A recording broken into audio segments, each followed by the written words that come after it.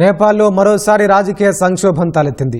2 రోజులుగా సాగుతున్న ఘర్షణలకు బాధ్యత వహిస్తూ ప్రధాని పదవికి కేపీ శర్మ ఓలీ రాజీనామా చేశారు. ముందుగా సామాజిక మాధ్యమాలపై నిషేధాన్ని ఎత్తివేయాలని ఆందోళన చేసిన యువత తమ డిమాండ్ నెరవేరగానే ప్రధాని రాజీనామాకు పట్టుబట్టారు. ప్రధాని రాజీనామా చేసిన తర్వాత కూడా ఎక్కడికక్కడ విధ్వంసానికి దిగారు. ఈ పరిస్థితుల్లో ఆందోళనకారులు శాంతించి చర్చలకు రావాలంటూ సైన్యంతో పాటు పలు భద్రతా విభాగాలు విజ్ఞప్తి చేశాయి.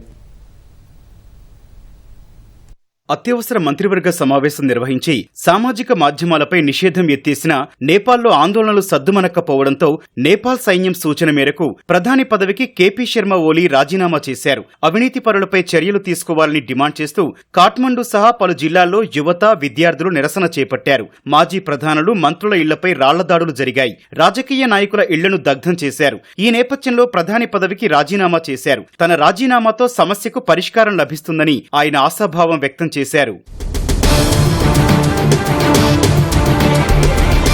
ప్రధాని పదవికి ఓలీ రాజీనామా చేయడంతో ఆందోళనలను విరమించాలని నేపాల్ సైన్యం నిరసనకారులకు విజ్ఞప్తి చేసింది. సహనం పాటించాలని, సమస్యను శాంతియుతంగా చర్చల ద్వారా పరిష్కరించుకుందామని నేపాల్ సైన్యం, ఇతర భద్రతా సంస్థల అధినేతలు కలిసి సంయుక్తంగా విజ్ఞప్తి చేస్తూ ప్రకటన విడుదల చేశారు. ఇలాంటి క్లిష్ట పరిస్థితుల్లో మరింత ప్రాణ, ఆస్తి నష్టాలను కలిగించవద్దని కోరారు. వీలైనంత వేగంగా సంక్షోభానికి శాంతియుత పరిష్కారం కనుగొనేందుకు అన్ని రాజకీయ పార్టీలు కలిసి రావాలని పిలుపునిచ్చారు. నేపాల్ ఆర్మీ చీఫ్ అశోక్ రాజ్ సిగ్దేల్, నేపాల్ ప్రభుత్వ ప్రధాన కార్యదర్శి ఏక్ నారాయణ్ ఆర్యల్, హోం కార్యదర్శి గోకర్ణ దవాడి, సాయుధ పోలీసు దళం చీఫ్ రాజు ఆర్యల్, జాతీయ దర్యాప్తు విభాగం చీఫ్ హుత్రాజ్ థాపా ఈ సంయుక్త ప్రకటనపై సంతకం చేశారు. అణచివేతదారుడు రాజీనామా చేశారని, జనరేషన్ జెడ్ యువత ఇప్పటికైనా ప్రశాంతంగా ఉండాలని కాఠ్మండు మెట్రోపాలిటన్ నగర మేయర్ బాలిన్ షా కోరారు.